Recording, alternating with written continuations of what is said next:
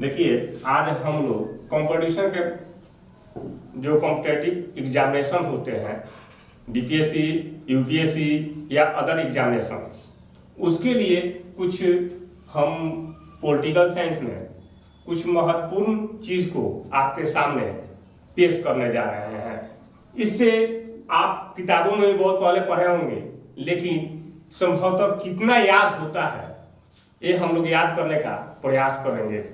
तो हमारा first of all संविधान सभा है। संविधान सभा चैप्टर से हमने यह बात उठाया है। इसमें आता है कि अंग्रेज जो थे तो पहले क्या किए थे, कैबिनेट मिशन एक योजना पारित हुआ था।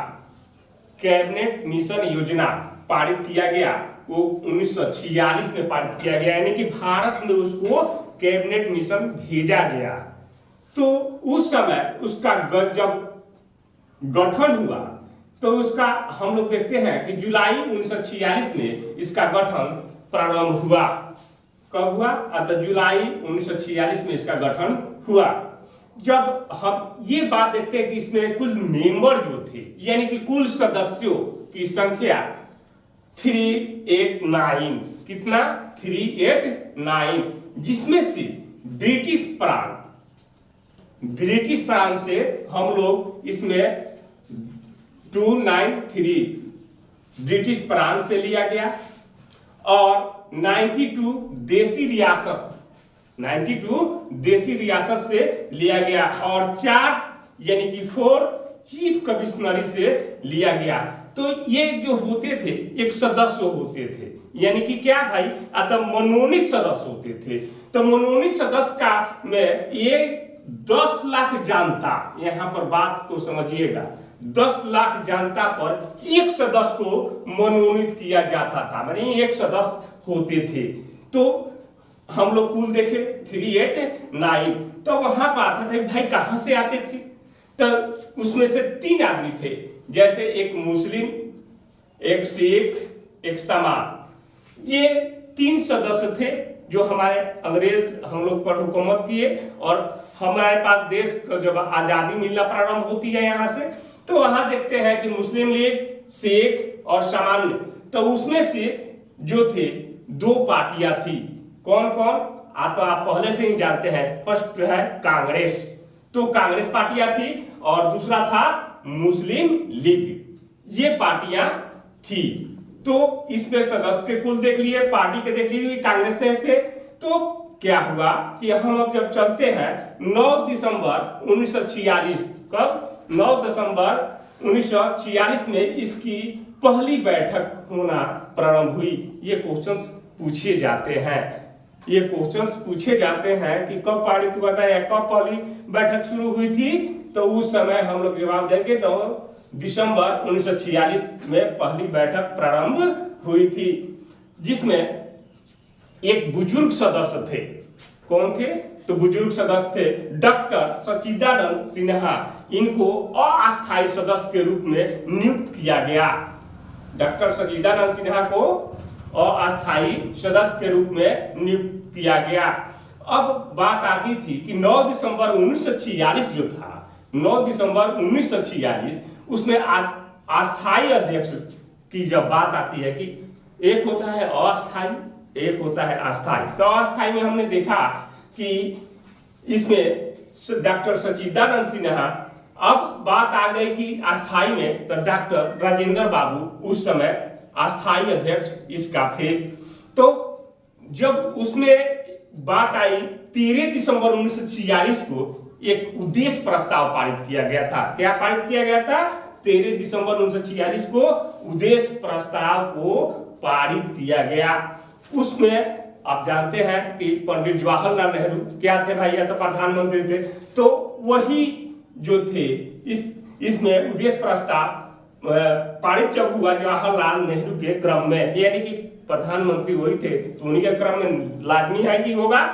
अब आता है कि 22 जनवरी 1947 को ये क्या हुआ था भाई, तो पास हुआ था। उद्देश्य प्रस्ताव जो था वो पास हुआ था, 22 जनवरी 1947 को पास हुआ।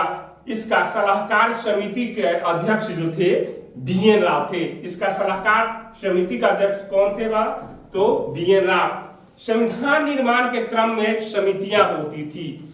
संविधान निर्माण के जब क्रम की बात करते हैं तो उसमें समितियां होती थी, उसमें 13 समितियां होती थी, जिसमें संचालन समिति का जो अध्यक्ष थे डॉक्टर राजेंद्र प्रसाद थे, और प्रांत से जब बात करते हैं तो वल्लभ भाई पटेल प्रांत से थे, और संघ से जवाहरलाल नेहरू।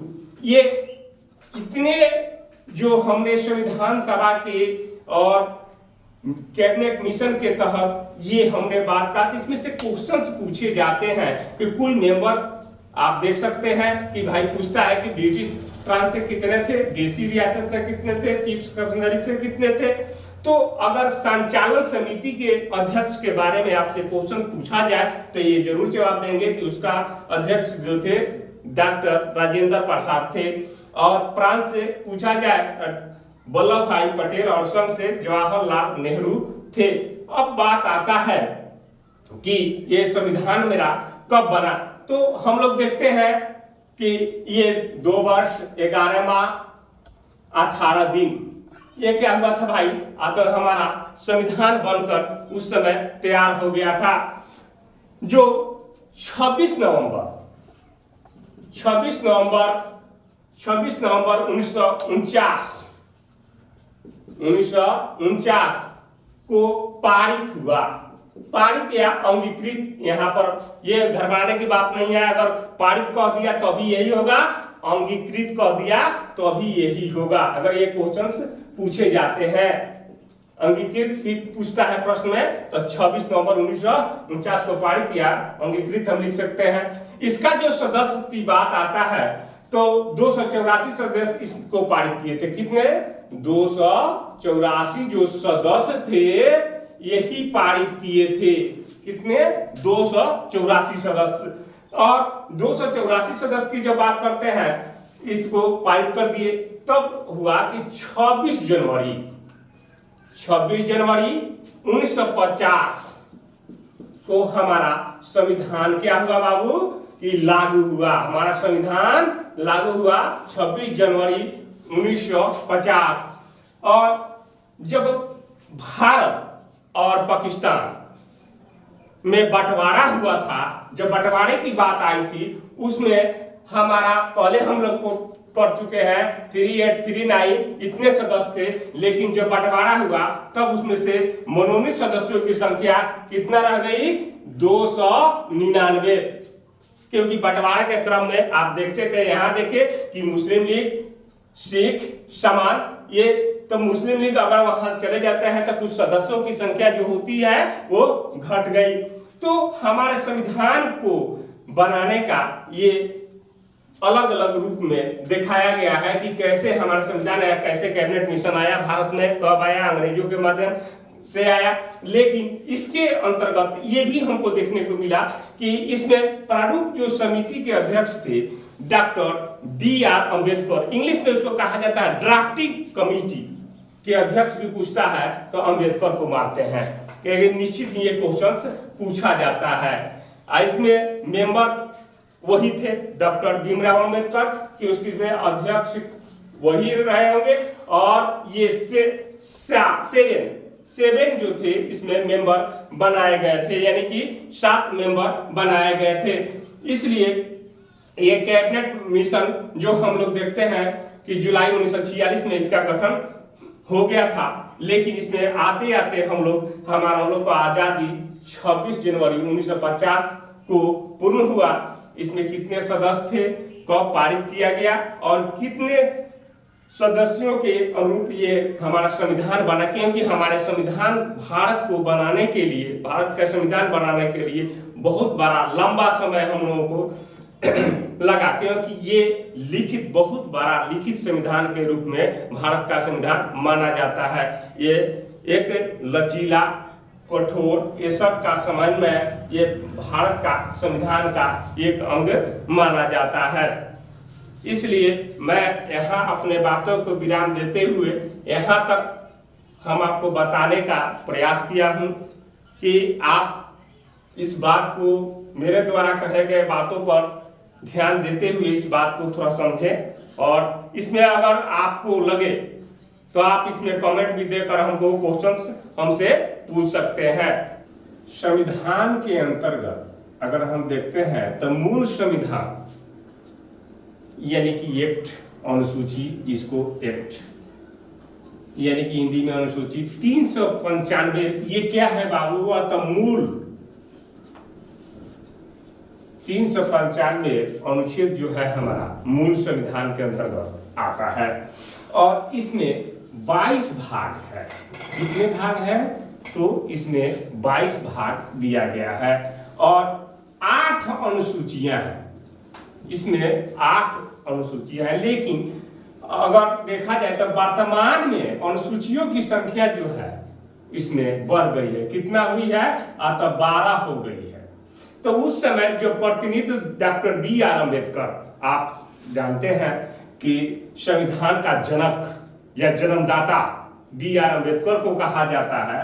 तो ये B.R. अम्बेडकर बंगाल प्रांत का प्रतिनिधित्व उस समय कर रहे थे। तो हम ऐसे देखते हैं तो 395 अनुच्छेद हमारा मूल के रूप में आता है। अभी संशोधित कर आंकड़ा 460 के प्लस में, क्योंकि कोई भी संविधान जैसे आप देख सकते हैं 370 जो एक्ट है, इस पे भी इसको संशोधित कर हम लोग कश्मीर की या कहीं की बात कर लेते हैं, क्योंकि हर ये मूल अनुच्छेद 395 है। इसी में से संशोधित कर क्या होता है? संशोधित बढ़ जाता है। तो ये 350 या 360 के करीब में इसको माना जाता है, क्योंकि ये चूंकि संशोधित कहा गया है। इसलिए मैं अपने संविधान का आप देखें कि भाई 395 अनुच्छेद है, यानी कि इसको क्या कहते हैं? मूल रूप से। और भाग आप देखें कि 22 भाग है और 8 अनुसूचियां हैं। वर्तमान में अनुसूचियों की संख्या जो है वह 12 हो गई है। ये यहाँ तक हम लोग देख चुके। अब हम आप लोग से ये आग्रह करते हैं कम से कम इसे देखें। अगर यहाँ कुछ लगे वहाँ हमसे कमेंट करें और हमसे पूछें। ये हम जरूर चाहेंगे, क्योंकि हम ये चाहते हैं एक कंपटीशन जो है एक विदाउट धीरज रखे हुए, यानी कि आप अगर अपने अंदर धीरज नहीं रखते हैं, संयम नहीं रखते हैं, तो संभव नहीं होता है। क्योंकि एक एक चीज को परख कर हम लोगों को आगे बढ़ना है। इस बातों को हम विराम देते हुए एक बार जरूर कहेंगे, जय हिंद।